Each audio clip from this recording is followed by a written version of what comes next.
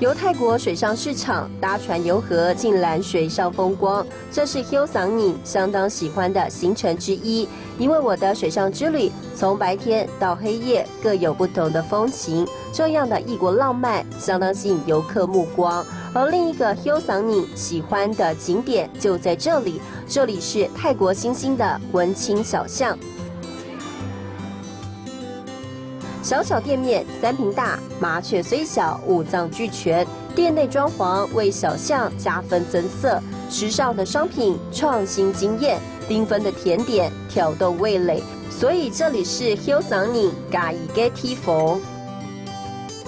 走走看看，转个弯，不同的街道又有不同的味道。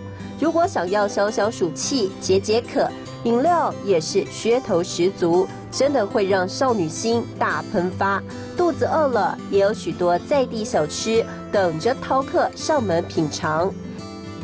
小赖哥推荐我要去吃泰北咖喱面，他说爱吃辣的人一定会觉得很过瘾，只是吃第一口呛辣入喉，眼泪直流，但接下来真的是越吃越顺口。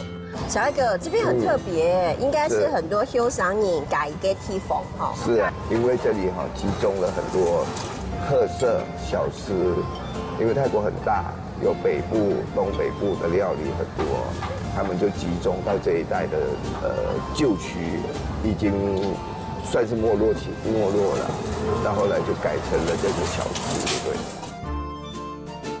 文青小巷也有咖啡飘香。东东 Hieu Sang Ning 喜欢找一间咖啡店喝一杯咖啡，坐下来享受悠闲时光。因为这里每间咖啡店都有姑司。以前是有钱人家、高阶层的人的官员住的地方，因为城市扩大了嘛，所以就扩大在这一带来。那他们就把这个地让出来做很多的餐，很多的商店这样子。在当地客家人小赖哥的热情接待之下，体验了泰国的民俗风情。最后一站到文青小巷一游，也为我的泰国之旅画下完美句点。用人文美景打底，用缤纷文化调味，是青春也是时尚。所以文青小巷成了 Hieu Sang Ning Gai Geti Phong。